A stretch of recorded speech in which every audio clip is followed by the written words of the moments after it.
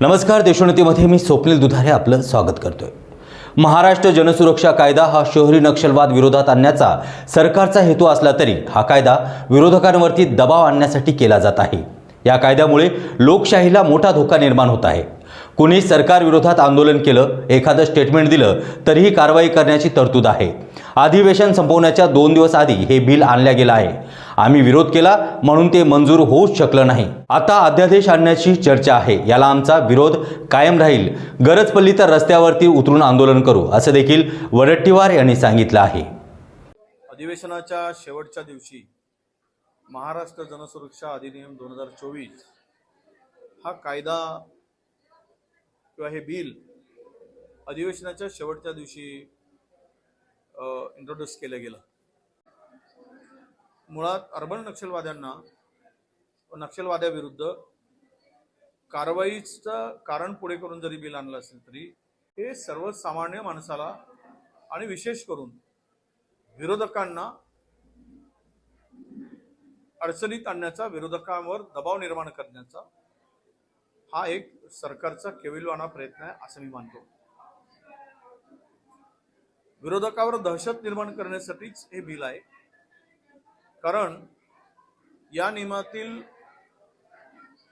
कलम 6 आणि कलम 2 आणि पोटकलम 6 अन्वये एखादी संस्था बेकायदेशीर असली तरीही त्या सदस्याला संस्थेच्या सरकार विरुद्ध कुठलंही आंदोलन केलं असेल किंवा सरकारच्या सरकारच्या चुकीच्या धोरणाचा विरोध केला असेल तर त्या विरुद्ध कारवाई करता येईल।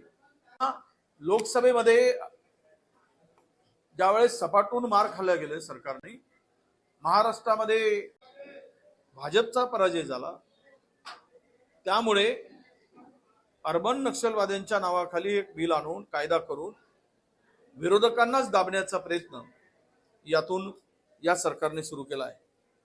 विशेष म्हणजे सरकारच्या विरुद्ध किंवा आंदोलनास जरी प्रोत्साहन दिलं तरी 2 वर्षासाठी अटक किंवा 2 लाखाची शिक्षेची तरतूद या बिलामध्ये आहे।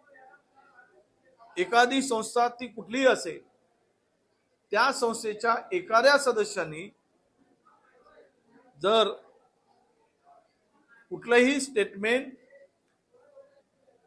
सरकार विरुद्ध केलं असेल तर त्या संस्थेच्या सर्व सदस्यावर कारवाई करायची तरतूद यामध्ये आहे। म्हणूनच सामाजिक संघटनांनी याला विरोध केला होता। विरोधक म्हणून आम्ही या बिलाला विरोध केला। त्यामुळे शेवटच्या दिवशी 2 दिवस पूर्वी आलेलं बिल मंजूर करण्याचं धाडस सरकार करू शकलं नाही। पण यामध्ये मात्र प्रचंड मोठा धोका लोकशाहीला या बिलामुळे निर्माण होतो। केंद्राने UAPAचा अंतर्गत कायदा केला, त्यामध्ये त्याची अंमलबजावणीसाठी आंध्र प्रदेश आणि तेलंगणा या 2 प्रदेशांनी पुढाकार घेतला, पण त्यामध्ये सुद्धा पूर्ण क्षमतेनं तो कायदा अंमलात आणू शकले नाही। त्याला प्रचंड विरोध झाला। एकही भाजप शासित प्रदेशात या कायद्याला अद्याप तरी अंमलबजावणीमध्ये यश आले नाही। अशा स्थितीत महाराष्ट्राला टार्गेट करून महाराष्ट्रातील सत्ता बळकवण्यासाठी निवडणुकीच्या तोंडावर उद्या अध्यादेश काढून, कारण अधिवेशन कुठल्याही तोंडावर नाही, अध्यादेश काढून कायदा अंमलात आणण्याचा सरकारचा प्रयत्न आहे।